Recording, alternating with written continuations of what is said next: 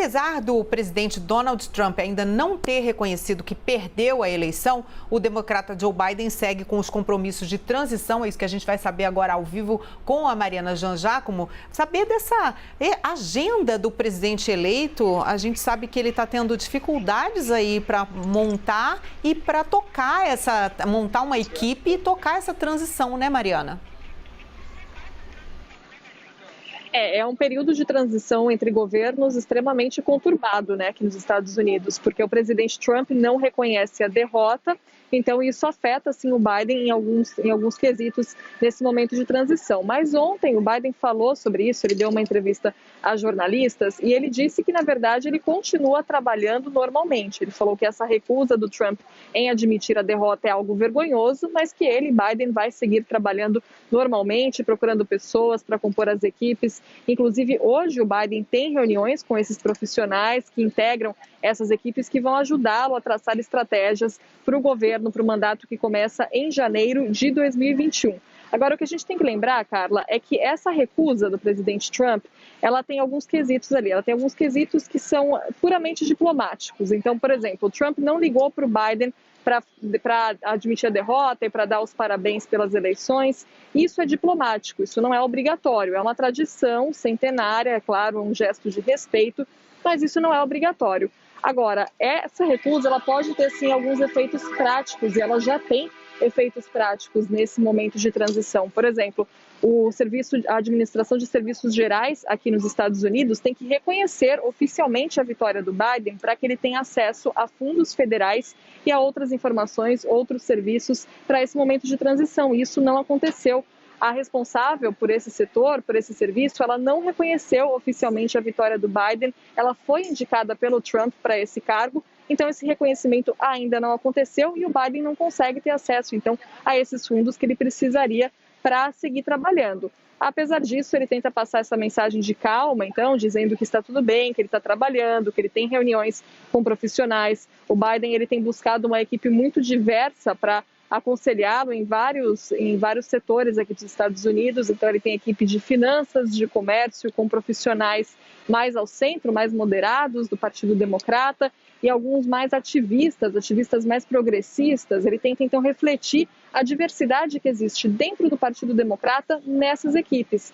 Ele também trabalha muito, agora começa a trabalhar nas questões ambientais, que foram um dos principais pilares da campanha dele. Ele recrutou alguns profissionais que trabalharam para o governo Obama e que criaram leis, regras mais rígidas para proteger o meio ambiente, e também fez aquele quadro, né, para lidar com a Covid-19, um quadro com 13 especialistas em saúde pública que ajudam a criar estratégias para combater a Covid-19. Entre esses 13 especialistas de saúde pública, vale ressaltar uma brasileira, uma médica brasileira com uma extensa carreira aqui nos Estados Unidos. Mas o cenário é esse, né, Carla? Então, o Biden falando que está trabalhando, que segue com a transição, só que é um momento conturbado, porque o Trump realmente não admite a derrota, e isso tem, sim, alguns efeitos práticos nesse momento, Carla.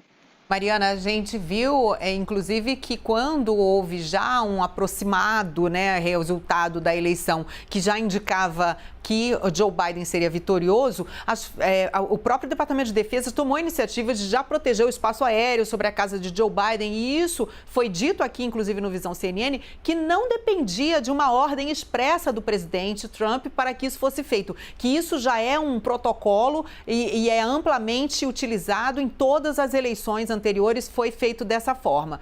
E agora a gente está vendo que esse departamento aí de serviços gerais, que deveria tocar essa equipe de transição, contratar os funcionários e possibilitar a abertura de todos esses segredos de Estado e mesmo todos o que for, né, necessário para que a equipe de transição prepare o próximo governo, isso não está acontecendo. Você diz que a chefe foi nomeada por Trump, então é uma outra forma de trabalhar, né? Uma forma que depende aí da vontade, então, do presidente que ainda está em exercício, Donald Trump.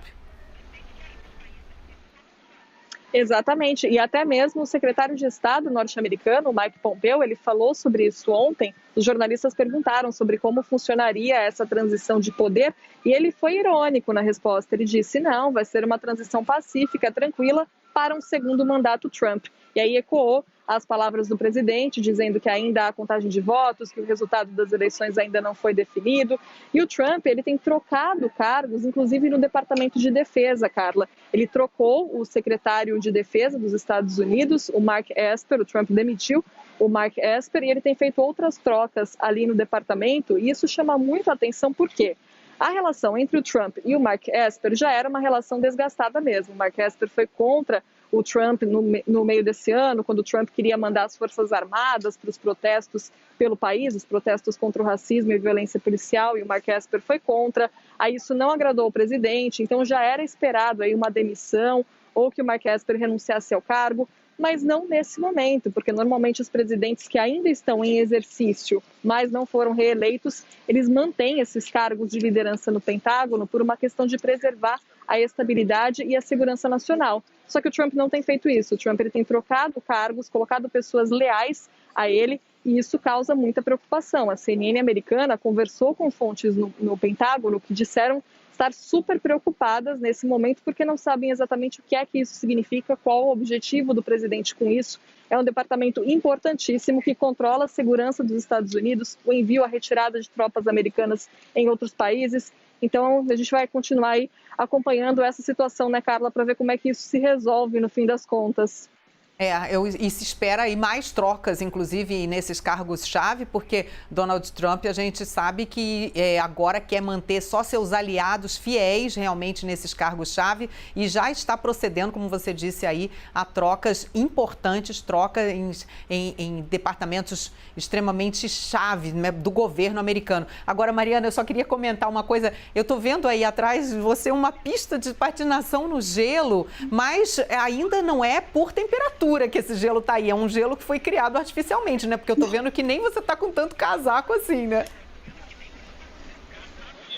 Não, foi criado artificialmente, é a pista de patinação, do Bryant Park. Todos os anos eles fazem essa pista de patinação. Nesse ano o movimento está um pouco menor, até porque tem que reservar horário pela internet por causa da Covid-19, são menos pessoas por vez nessa pista de patinação, mas ainda está um outono, um friozinho, começando uma chuva aqui nesse momento, na verdade em Nova York, mas um clima muito tranquilo e o pessoal está aproveitando já, né? O pessoal que mora aqui na cidade principalmente, difícil vir turista agora por causa de restrições também da Covid-19, mas o pessoal está aproveitando por aqui, Carla. Eu quis mostrar esse cenário que é muito bonito, né? E é muito diferente, né, do que a gente está acostumado a ver no Brasil, é claro.